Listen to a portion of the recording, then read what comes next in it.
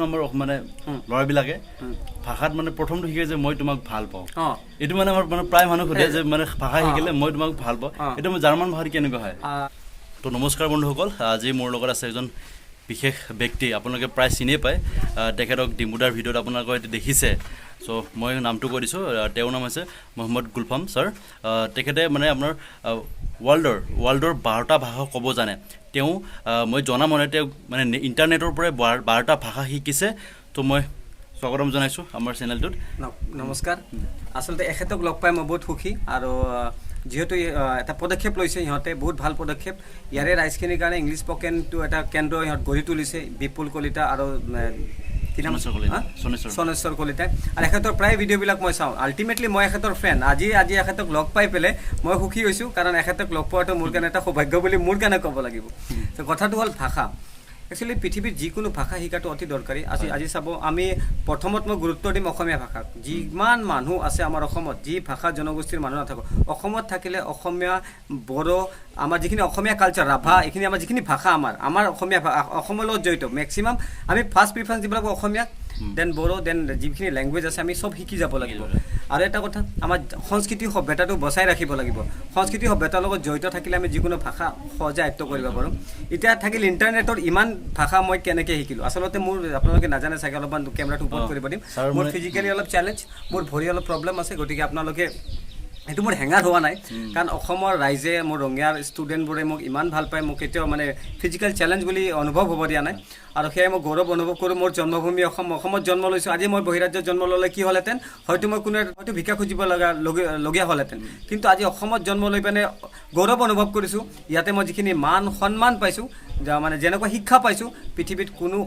দেশত তেনেকুৱা শিক্ষা মই নাপালোহেঁতেন চ' মই গৌৰৱ অনুভৱ কৰোঁ মোৰ জন্মভূমি অসম মই অসমীয়া বুলি এতিয়া কথা হ'ল ভাষা কেনেকৈ শিকিলোঁ টিপছ কি টেকনিক কি চাব এণ্ডিং চাউণ্ডবিলাক ধৰিব লাগে যিকোনো ভাষাৰ এণ্ডিং চাউণ্ড ধৰিব এতিয়া যদি মই বড়োত ক'ব যাওঁ এই ৰাজু 85 মই দङ आंनि बजाराव दङ মই ফেদে आंनि बजाराव फैगोन তো কথাটো চাউণ্ডটো ধৰিছোঁ যদি এটা বঙালী কয়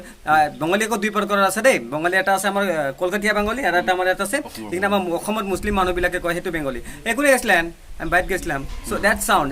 সিহঁতে সেইটো এনেকুৱা চাউণ্ড আমাৰ অসমীয়া আকৌ আঞ্চলিক ভিতৰত বেলেগ আছে এতিয়া যদি মই জাৰ্মান এতিয়া কৈছোঁ ইতিমধ্যে ইণ্টাৰনেশ্যনেল ভাষাৰ কথা কৈছে তো দুটামান ইণ্টাৰনেশ্যনেল ভাষাত কৈ দিওঁ আনাইস্মি গুলফাম এণ্ড জাৰ্মানত মই অলপ কৈ দিওঁ ছাপ'জ টু বি ই ল'ৰা হয় ই ল'ৰা হয় Dermen este Zunge এটা ই ভাল গ্ৰছ মই অসমত থাকোঁ বা মই অসমীয়া এছবিন এছামিছ মানে এনেকুৱা যদি আমি জাৰ্মানত কওঁ জাৰ্মানত সহজ জাৰ্মানত কিছুমান ৱাটাৰক ৱাশ্বাৰ বুলি কয় ৱেৰ ইজ বিস্তে দু বিস্তে মাই ফ্ৰেণ্ড মানে এওঁ মোৰ ফ্ৰেণ্ড হয় তো যদি জাৰ্মানত ক'ব লগা হয় এনেকৈ ক'ব পাৰি আৰু বেলেগ ভাষা আছে ছাৰ এটা কথা মই প্ৰায় মানুহ আমাৰ মানে ল'ৰাবিলাকে ভাষাত মানে প্ৰথমটো শিকে যে মই তোমাক ভাল পাওঁ এইটো মানে আমাৰ মানে প্ৰায় মানুহ সুধে যে মানে ভাষা শিকিলে মই তোমাক ভাল পাওঁ এইটো মই জাৰ্মান ভাষাত কেনেকুৱা হয় এছ লেবেলিয়ে দু আৰু ফিলিপিনছ জানে না ফিলিপিনছ নাই বা ফিলিপিনছ নাজানো আৰু বেলেগ ভাষা আছে আন হাবিবেন আছে আৰবিকত আছে বড়োত আছে আংনংখৈ মোজাং মোনো বেংগলীত আমি তোমাকে ভাল আৰবিকত তুমি বহুত ধুনীয়া মানে এইটো কেনেকুৱা হ'ব আৰবিকত তুমি এন্তে আন্টি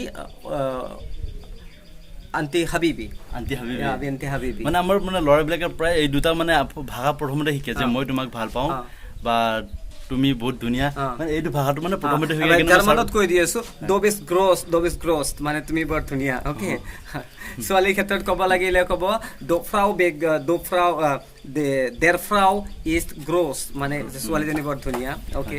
চ' বিভিন্ন ভাষাত আমি কথা পাতিব গুৰুত্ব হৈছে অসমীয়া ভাষা আৰু এটাতকৈ ইম্পৰ্টেণ্ট থিং কি জানো ভাষা শিকাৰ কাৰণে মানসিকতা লাগে হেঙাৰ ভৰি এইবিলাক মেটাৰ নহয় এইবিলাক বাহানে বাজি কি মোৰ ভৰি প্ৰব্লেম আছে মই শিকিব নোৱাৰোঁ বিভিন্ন ধৰণৰ এইবিলাক নিজে ক্ৰিয়েট কৰি লৈ এটা হেঙাৰ চ' বিশেষ এটাই কথা এখেতৰ ভিডিঅ'বিলাক চাব আৰু এখেতৰ দাঢ়িটো মোৰ বহুত মজা লাগিছে যদি ভিডিঅ'টো আপোনালোকে চাই আছে এটা কমেণ্ট কৰিব আৰু ল'ৰাজন বহুত মজা একদম মানে বহুত ভাল লাগিছে এখেতে মিটিংটো চলালে বহুত ধুনীয়াকৈ মিটিংটো চলালে আৰু ৰাইজৰ কাৰণে কাম কৰে এটাতকৈ ডাঙৰ কথা কি কিছুমান বস্তু তিতা হয় কিন্তু তিতা বস্তুৰ আকৌ গুণো বহুত থাকে এখেতৰ ভিডিঅ'বিলাকত আপুনি প্ৰতিবাদ সূচক ভিডিঅ'বিলাক বহুত পায় প্ৰথমত তেখেত মোক কৈছে মই প্ৰতিবাদ সূচী ভিডিঅ' বহুত কৰোঁ গতিকে আপোনালোকে প্ৰতিবাদী ভিডিঅ'বিলাক চাব আৰু কথাবিলাকত সমৰ্থনযুক্ত কথা থাকিলে ফুল্লি সমৰ্থন কৰিব এখেতে কেতিয়াও মানে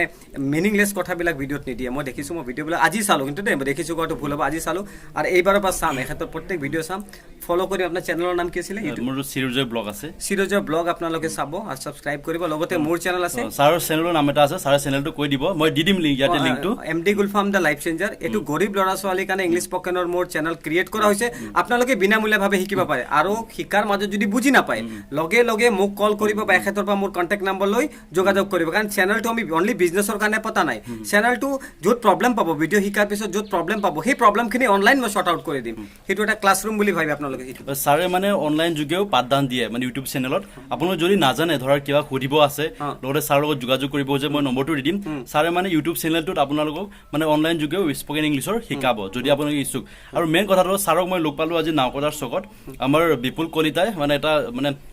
ব্যক্তিগতভাৱে তেওঁ স্পকেন ইংলিছৰ স্কুল মানে ষ্টাৰ্ট কৰিছে আজিৰ পৰাই তো ছাৰৰ নেতৃত্বত মানে ক্লাছটো আৰম্ভ হ'ব মোটামুটি আমাৰ এসপ্তাহত মানে ক্লাছটো আৰম্ভ হ'ব নেক্সট ৰবিবাৰৰ যদি আপোনালোকৰ ল'ৰা ছোৱালী নাওকটা অঞ্চলৰ মানে আশে পাশে আছে আমাৰ পূব দেৱীল অঞ্চলত আছে তেতিয়াহ'লে ছাৰৰ লগত যোগাযোগ কৰিব পাৰে বা আমাৰ বিপুলৰ লগত যোগাযোগ কৰিব পাৰে মই কণ্টেক্ট নাম্বাৰটো দি দিম আপোনালোকৰ ল'ৰা ছোৱালীক আপোনালোকে স্পকেন ইংলিছ শিকাওক লগতে অন্যান্য দেশৰ ভাষাটো শিকাওক আমাৰ ভাষাটো আমি যথেষ্ট শিকিব লাগে বেলেগ মানে আমি বেলেগ অন্য ভাষাক শিকিলে বা আমি অন্য যদি ভাষা আমি অধ্যয়ন কৰোঁ তেতিয়াহ'লে আমি বহুতো অভিজ্ঞতা হ'ব পাৰে আমাৰ জাতি উন্নত হ'ব আচলতে আমাৰ অসমীয়া জাতিটো যে বৃহৎ জাতি আৰু উন্নত হ'ব যেতিয়া আমি বেলেগ ভাষাবিলাক জানিম তেতিয়া আমাৰ ইয়াৰে বস্তুখিনি ক্ৰয় বিক্ৰয় কৰোঁতে আমাৰ সহজ হ'ব ইণ্টাৰনেশ্যনেল ট্ৰানজেকশ্যন কৰোঁতে সহজ হ'ব গতিকে ইংৰাজীটো মই গুৰুত্ব নিদিওঁ বুলি কওঁ আমাৰ প্ৰাধান্যতা দিছোঁ অসমীয়া কিন্তু ইংৰাজীটো কমাৰ্চিয়েল লেংগুৱেজ কমাৰ্চিয়েল শুনিব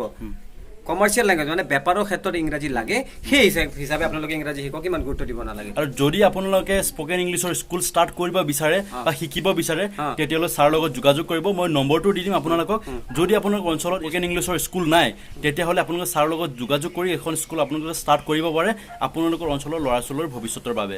জয় আই অসম শেষতে ভিডিঅ'টো সমাপ্ত কৰিলোঁ আপোনালোকে আশীৰ্বাদ কৰিব ধন্যবাদ